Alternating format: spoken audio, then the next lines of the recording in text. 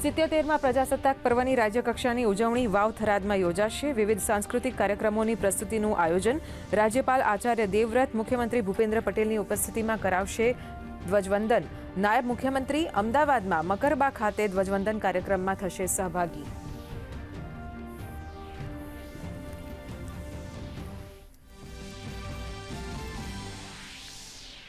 ઘાટલોડિયા શાળાની બહાર વિદ્યાર્થીઓ વચ્ચે થયેલ મારામારી મુદ્દે શિક્ષણ વિભાગે લીધી ગંભીર નોંધ।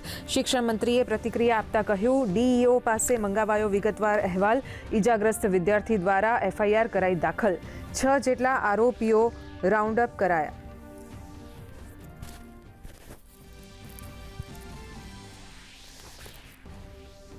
કેન્દ્રીય સામાજિક ન્યાય અને અધિકારીતા રાજ્યમંત્રીની અધ્યક્ષતામાં અમદાવાદ ખાતે યોજાઈ સમીક્ષા બેઠક। વિવિધ લોક કલ્યાણકારી યોજનાઓના અમલીકરણ અને પ્રગતિ અંગે થઈ વિસ્તૃત ચર્ચા।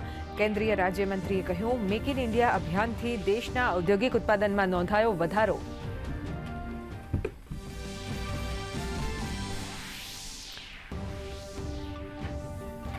ભાજપના 12મા રાષ્ટ્રીય અધ્યક્ષ માટે નીમવા માટેની પ્રક્રિયા સંપન્ન। કાર્યકારી અધ્યક્ષ નીતિન નબીનના સમર્થનમાં દાખલ થયા 36 સેટ્સ। રાષ્ટ્રીય અધ્યક્ષ તરીકે નીતિન નબીનનું નામ લગભગ નક્કી। આવતીકાલે થશે સત્તાવાર જાહેરાત।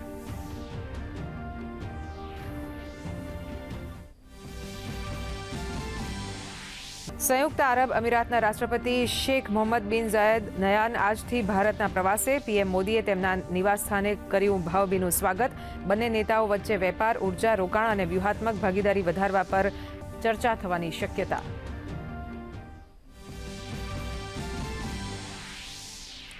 વિદેશ મંત્રી ડોક્ટર એસ જયશંકર અને પોલેન્ડના ઉપપ્રધાનમંત્રી રાડોસ્લાવ સિકોર્સ્કી વચ્ચે યોજાઈ પ્રતિનિધિમંડળ સ્તરની વાતચીત।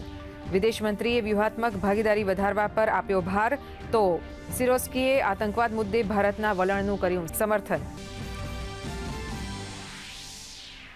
જમ્મુ કાશ્મીરના કિશ્તવાડ જિલ્લાના સોનારમાં છુપાયેલા આતંકવાદીઓને શોધવા સુરક્ષા દળો દ્વારા સર્ચ ઓપરેશન ચાલુ। સ્પેશિયલ ફોર્સના જવાન શહીદ, 8 જવાનો ઘાયલ। સુરક્ષા દળોએ સમગ્ર વિસ્તારનો કર્યો ઘેરાવ।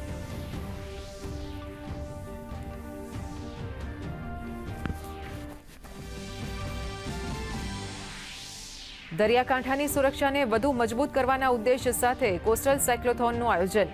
કેન્દ્રીય ગૃહ રાજ્યમંત્રી 28મી જાન્યુઆરીએ કરાવશે પ્રારંભ। પશ્ચિમ કાંઠે ગુજરાતના લખપત કિલ્લાથી શરૂ થશે યાત્રા। સાયકલ યાત્રામાં દેશના દરિયાકાંઠાના 6500 કિલોમીટરથી વધુ અંતરને આવરી લેવાશે। તો સોના ચાંદીએ તોડ્યા તમામ રેકોર્ડ્સ। 1 કિલો ચાંદીનો ભાવ 3 લાખને પાર। સોનાનો ભાવ 1,45,000 પહોંચ્યો। ભારતીય શેર બજારમાં જોવા મળ્યો ઘટાડો। મિડ કેપ સ્મોલ કેપ શેરમાં દબાણ, તો ડોલર સામે રૂપિયામાં પણ પીછેહટ।